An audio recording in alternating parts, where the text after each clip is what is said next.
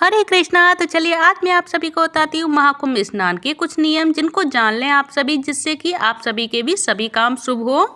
तो सबसे पहले मैं आप सभी को बताऊंगी कि अगर आप सभी भी महाकुंभ जाना और महाकुंभ स्नान करने जाने के लिए सोच रहे हैं तो आप सभी के लिए ये वीडियो देखना जरूरी है। तो मैं आप सभी को इस वीडियो में बताऊंगी कि अगर महाकुंभ स्नान करते हैं तो इन किन नियमों का हमें पालन करना चाहिए, जिससे आपके जीवन में सुख समृद्धि आएगी।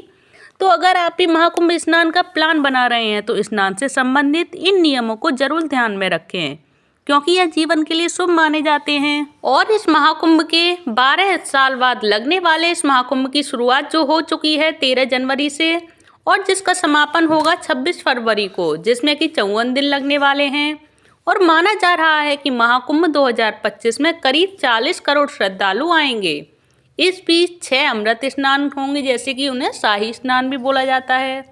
तो ऐसे में आप सभी भी महाकुंभ में स्नान का प्लान बना रहे हैं तो स्नान से संबंधित इन नियमों को जरूर जान लें, क्योंकि अगर नियमों का पालन किया जाता है तो यह आपके जीवन में शुभ परिणाम लेकर आएगी। तो चलिए अब मैं आप सभी को बताती हूँ महाकुंभ स्नान के नियम, जिनको जानना यानी कि गृहस्थ लोगों के लिए जानना तो बेहद आवश्यक है। तो चलिए जान लीजिए। महाकुंभ में सबसे पहले स्नान का विशेषाधिकार नागा साधुओं का होता है, और नागा साधुओं को स्नान करने की प्राथमिकता सदियों से चली आ रही है। इसके पीछे एक धार्मिक मान्यता ये है कि नागा साधु भगवान शिव के अनन्य भक्त होते हैं। उनकी तप और भक्ति को देकर यह सम्मान नागा साधुओं को प्रदान की गई है। ऐसे में जो लोग गृहस्थ जीवन जीते हैं उन्हें पहली डुबकी नहीं लगानी चाहिए, और नागा साधुओं के स्नान के बाद ही गृहस्थ लोगों को नहाना आवश्यक होता है।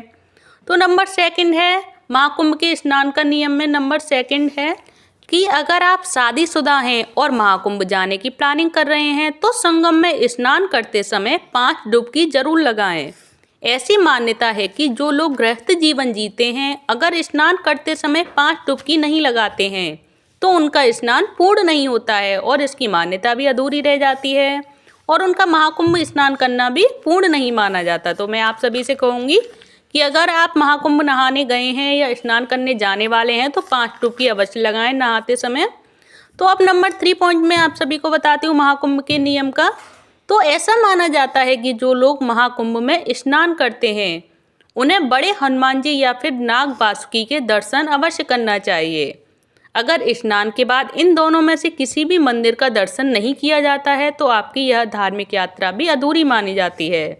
तो मैं आप सभी से कहूँगी अगर आप सभी महाकुंभ स्नान करने जाने वाले हैं या जाना चाहते हैं तो इन 3 नियमों को अवश्य मानें, क्योंकि ये 3 नियम ऐसे हैं कि अगर आप इनको नहीं मानते हैं तो आपकी जो महाकुंभ स्नान है वो अधूरा रह जाता है, मान्यता भी खत्म हो जाती है।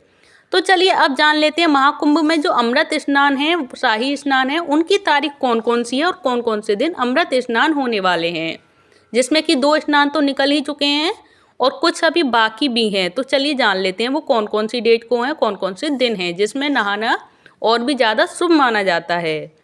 तो महाकुंभ 2025 में 6 अमृत स्नान की तारीख हैं, जिसमें से 2 निकल भी चुकी हैं, जिनमें 3 तारीख जनवरी महीने में है और 3 तारीख फरवरी महीने में पड़ेंगी। सबसे पहले है शाही स्नान, वो है 13 जनवरी 2025 को पूष पूर्णिमा जो कि निकल चुकी है, और 2 है 14 जनवरी 2025 में मकर संक्रांति, ये भी निकल चुकी है।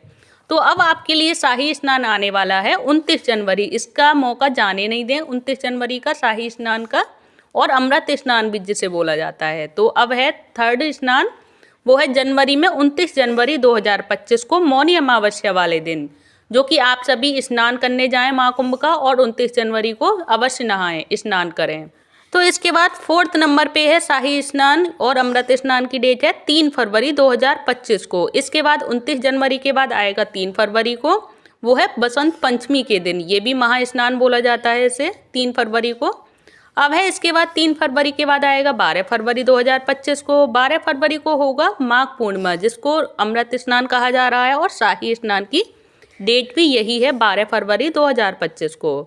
तो महाकुंभ 2025 की अंतिम जो शाही स्नान है वो कौन से दिन रहेगा, तो वो है उसकी डेट 26 फरवरी 2025 में, जो पड़ेगा महाशिवरात्रि पर्व पर। तो ये रही महाकुंभ 2025 की अमृत स्नान की यानी शाही स्नान की डेट, जिसमें अगर नहाया जाए, स्नान किया जाए तो और भी ज़्यादा शुभ माना जाता है, शुभ फलों की प्राप्ति होती है। तो मैं आप सभी से ही कहूँगी कि दो डेट तो आप सभी की निकल ही चुकी हैं, 13 जनवरी और 14 जनवरी। लेकिन अभी 29 जनवरी, 3 फरवरी और 12 फरवरी और 26 फरवरी बाकी हैं, तो इनको जाने नहीं दें। इनमें से एक दिन किसी न किसी दिन महाकुंभ स्नान अवश्य करें, जिससे कि आप सभी को पुण्य फल की प्राप्ति होगी।